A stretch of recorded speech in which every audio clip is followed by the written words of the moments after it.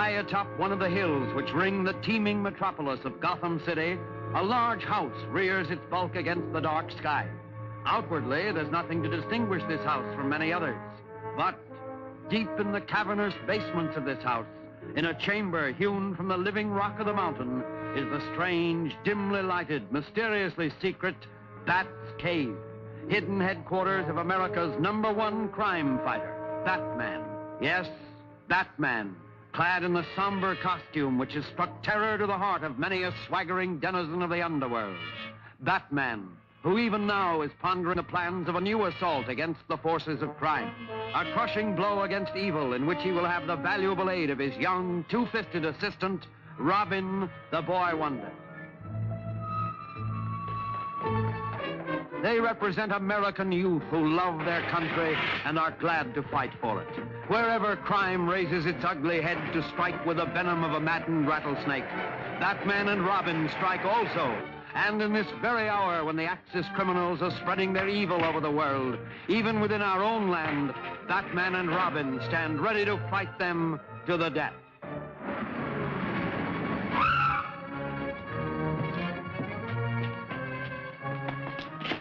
These boxes are usually locked. I know it. Captain Arnold, please.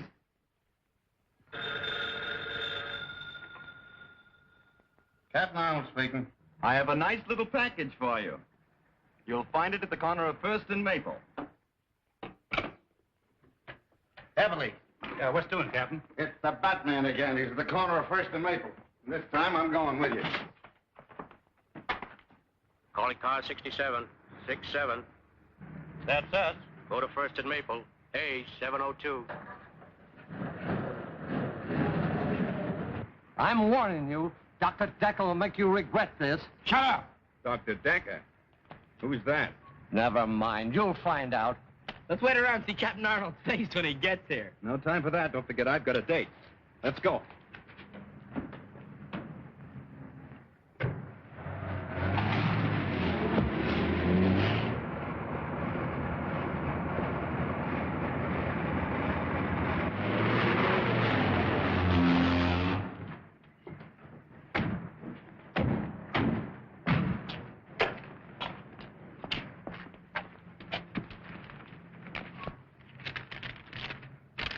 You'll recognize these as the last 2 men of the Collins gang. I know you've been looking for them for some time. The Batman. P.S. The keys to the handcuffs are in this one's pocket. Well, it looks as though the Batman has done you boys another favor. Yeah. You ought to put him on a force. You find him. I'll put him on.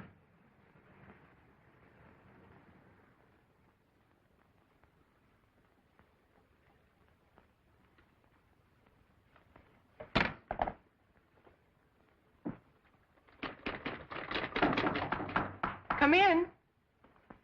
Hello, Linda. Hello. I'm just finishing up. I won't be a minute. Oh, no hurry. I'll just relax a moment. It may settle my nerves. Listen, will you keep your hands out of there? You've had your usual busy day, I suppose. Yep. Up at the crack of noon, a brisk walk to the corner, and then the club for a rugged afternoon of gin rummy. Maybe you'll be too tired to go with me tomorrow to meet Uncle Martin. No, I'll be right with you. Thanks. Oh, it'll mean so much to him to know that he still has his friends despite all that trouble he was in. Only do me a favor. Let's not start too early. I'm always tired in the morning. All right.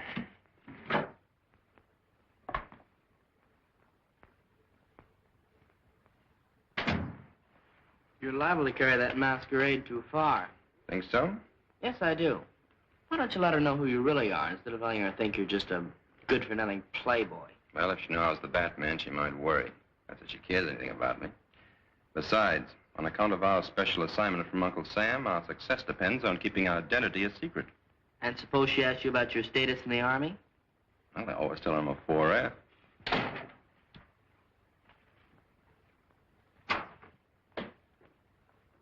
That was fast. Well, I don't keep people waiting like someone I know. Read all about it. Read all about the Batman. Captures Collin gang. Extra, extra. Hey, boy, paper. Oh. Extra, The Batman is certainly marvelous, isn't he? Oh, I think he's a show-off. Oh, everybody that does anything is a show-off to you. I can do things, too. I'll show you. I'll call for you tomorrow and take you to meet your uncle no matter how early you want to leave, even if it's before noon. It's nice of you to make such a terrific sacrifice on my account.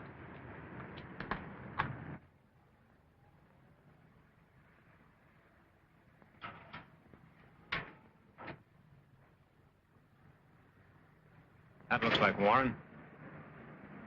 Yeah, that's him. My old cellmate.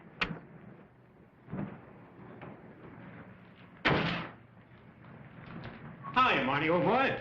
Why, hello, Foster. I don't... I know. You didn't think your old pal would remember you, did you? Well, I'm expecting my niece to pick me up. Your niece? Oh, sure, I know. That's what we came to tell you. She couldn't make it. We're going to take you to her. Come on.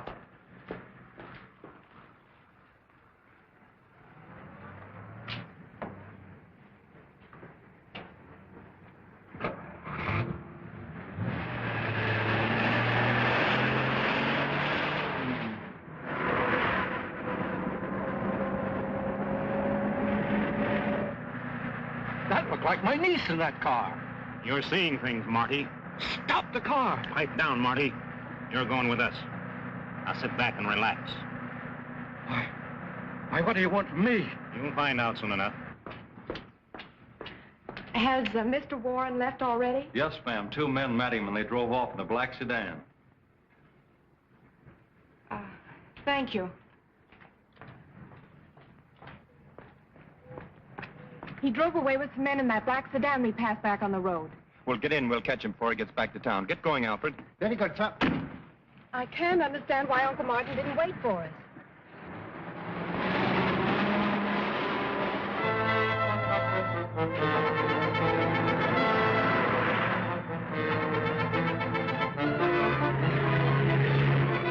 Hey, that car with a dame in it's right back of us. Step on it. We'll see if they're tailing us. They're speeding up, sir. Drive a little faster, Alfred. They're trying to lose us. I have a strange feeling that Uncle Martin is in some kind of trouble. They're gaining on us. Can't you get any more speed out of this jalopy? Do you think we can catch them? Sure, but I hope we catch them before some speed cop catches us. They're out of sight. Release the gas and make the change.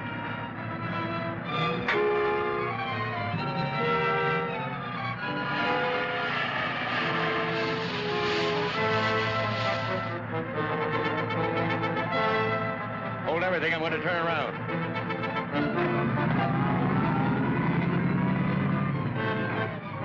Here they come. Get down.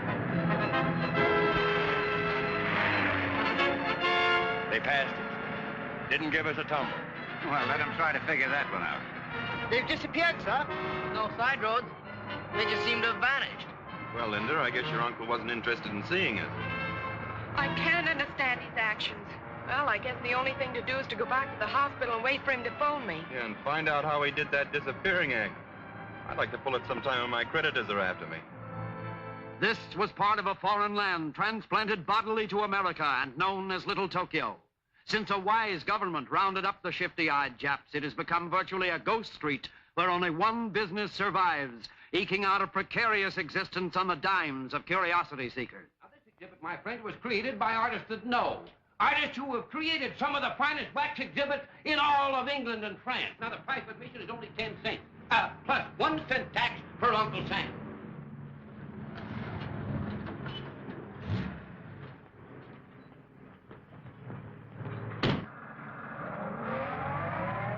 Not going to have any trouble with you, Marty, are we? Not only entertaining, Now you're being smart. It's educational. All right, gentlemen, right up these steps. And if when you come out you don't say it's the greatest exhibit you ever saw, I'll refund your money. All right, folks, who's next? Just a minute, folks. I know you two want to ride low.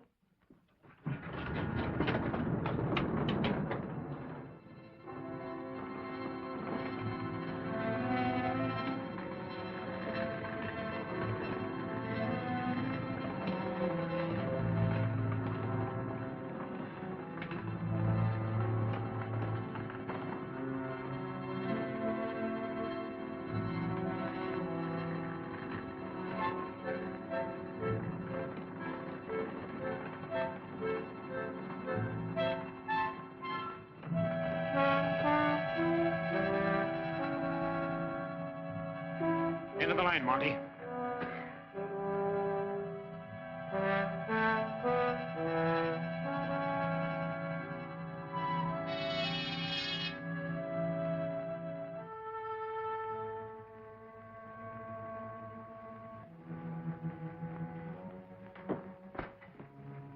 Come in, Mr. Warren. The League of the New Order extends a cordial welcome to an honored guest. The League of the New Order? Yes, a group of men, all of them dishonored like yourself. But I'm not a criminal.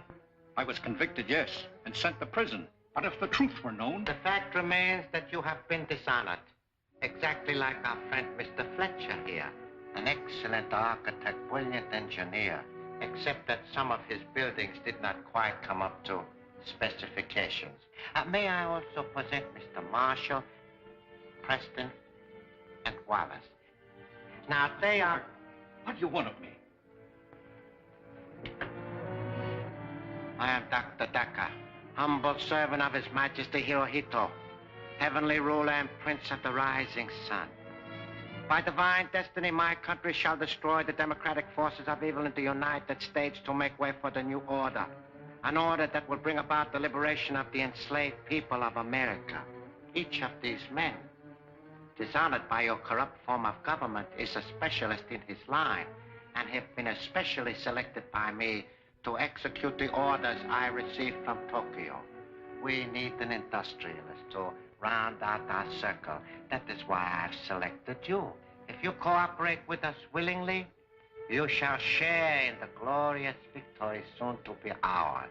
And if I refuse? You have no choice but to accept. You will work with us or be compelled to work for us. Therefore, it should be very plain to you that you should be willing to help serve my glorious emperor. Listen, Dacca, for whatever your name is, I owe my allegiance to no country or order but my own. I'm an American first and always, and no amount of torture conceived by your twisted oriented brain will make me change my mind. But you are laboring under a great misapprehension. I do not believe in anything so barbaric as torture. Well,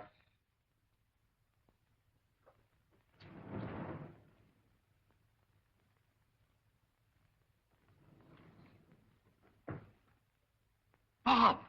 Your former partner. He was our first choice for the position you are about to assume. Unfortunately, he too attempted to resist the inevitable. Bob, old man. Don't you know me? What have you done to him? Deprived him of his ability to think. I've converted him into a zombie. He can only act as I direct. You will notice the metal headpiece from which a wire leads to the spine. Now, Mr. Warren, I would like you to look at this special microphone, the only means of communication with the zombie. When I speak into it, this slave gets the impulses through the headpiece and obeys my wishes. By this means, I have him carry out my orders no matter how far he is from me. Interesting, isn't it? Wells, return to your station.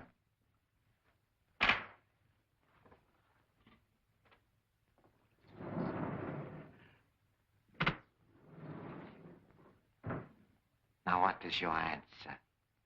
It's still the same. Marshal Foster, take him to my electronic laboratory.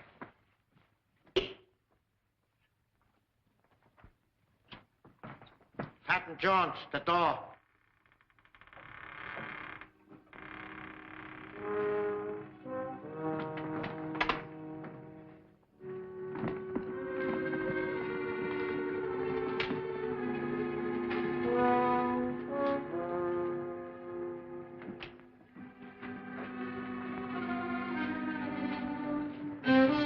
I'm not going to destroy your brain at this time because you have information which I must have while you still have your memory. I'll tell you nothing. Fletcher. Fletcher? Serum.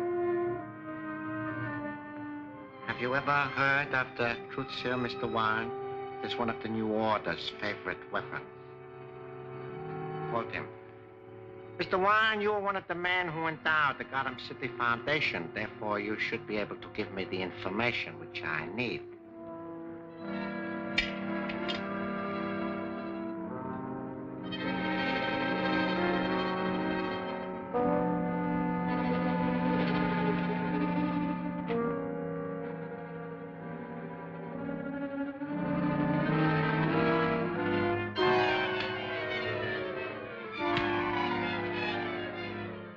How much radium have they on hand at the Gotham City Foundation? Several grams. Where do they keep it? In the safe behind the picture in Dr. Boyden's dispensary. Do you know the combination? No, I do not. Preston, lock him up.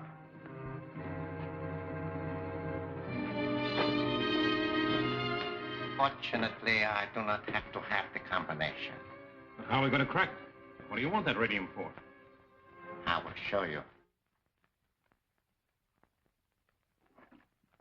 Captain Jones, the block.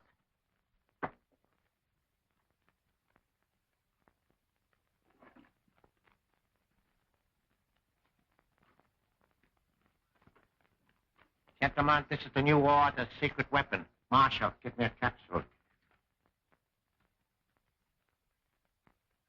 This weapon employs an infinitesimal amount of radium.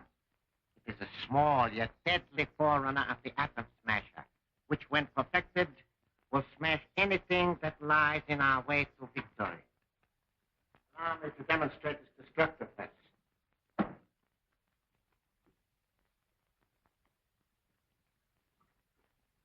Break it and return to your station. I would step over this way, gentlemen, if I were you. Foster, I want you particularly to see this. There are several adjustments for power on this weapon. However, the weakest will suffice for this operation. Preston, step back and observe. Now watch what happens to that solid block of cement.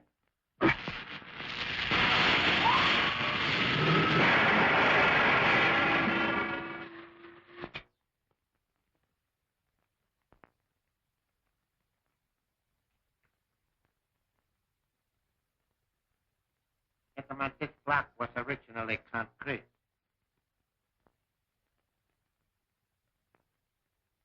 What? Yes. Now you understand why I must have more radium. Why, sure. With more radium, we can build a weapon bigger than that gun. Exactly. We can build a lethal mechanism so destructive as to make retaliation by the United Nations impossible. However, this weapon will suffice to open the safe at the Gotham City Foundation. And I am giving you that assignment. We've been back over an hour and he hasn't called yet. Oh, don't worry about your uncle. I'm sure he'll call you sometime today and explain why he didn't wait for us. Maybe he's in conference or something. If you'd gotten up a little bit earlier this morning, we would have been there in time to meet him. From now on, I'm turning over a new leaf. I'm going to be very dependable. Seems to me I've heard that line before.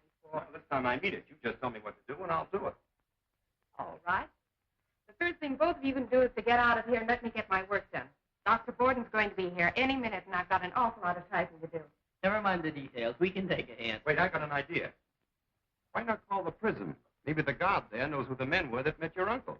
Why, that's a splendid idea. See, I'm beginning to be dependable already. Oh, I don't mind robbing the safe, but what have we got to take this zombie with us for? One reason is he's strong as a bull.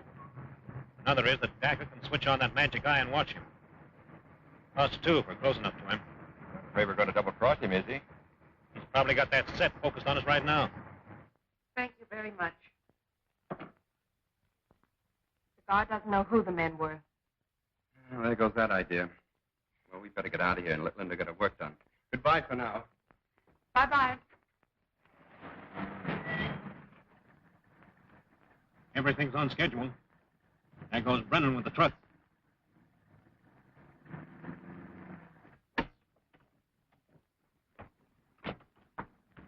Look, that's the guy we were chasing this morning. Sure looks like it. Those three men just alighted from it, sir. And Martin Warren isn't with them. Come on, I have an idea the Batman should look into this. And don't forget Robin. Alfred, drive into that alley and put the top up. Yes, sir.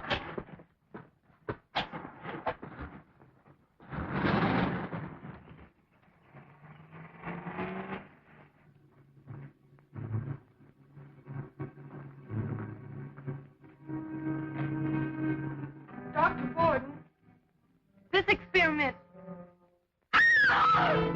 Take her in the other room.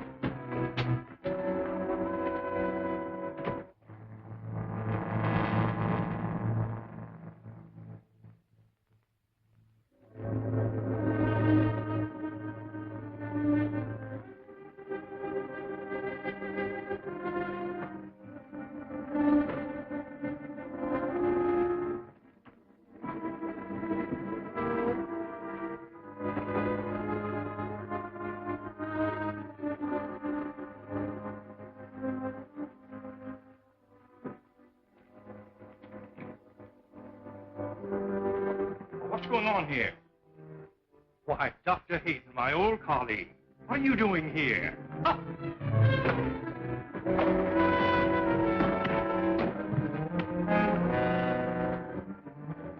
The laundry bag. Get something to stuff it with. Right.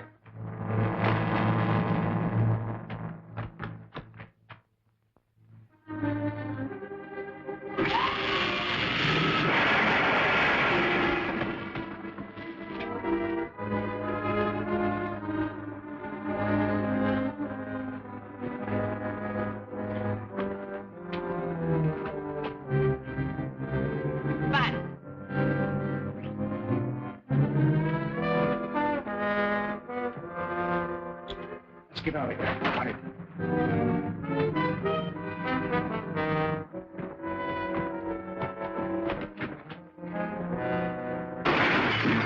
The Batman! Come on.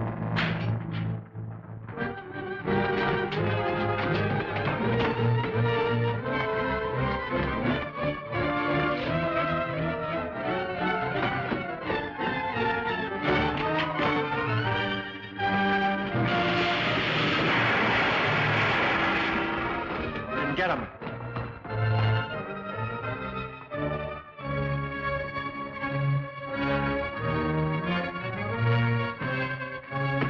Behind the chimney.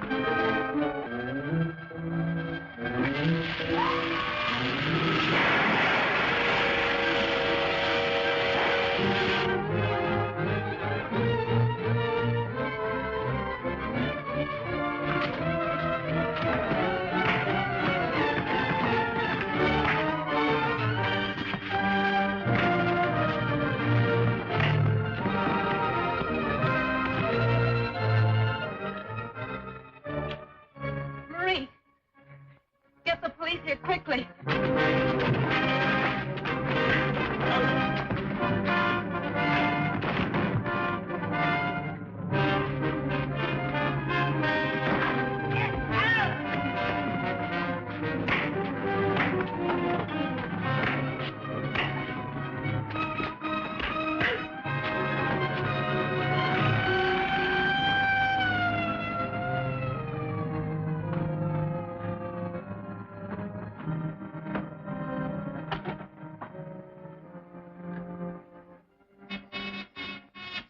Section 1, go ahead.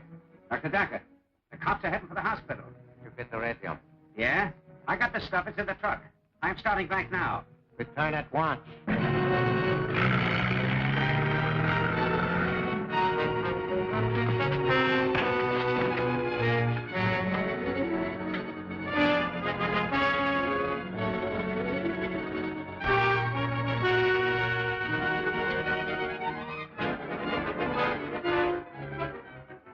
Head and leave the roof. Head and leave the roof.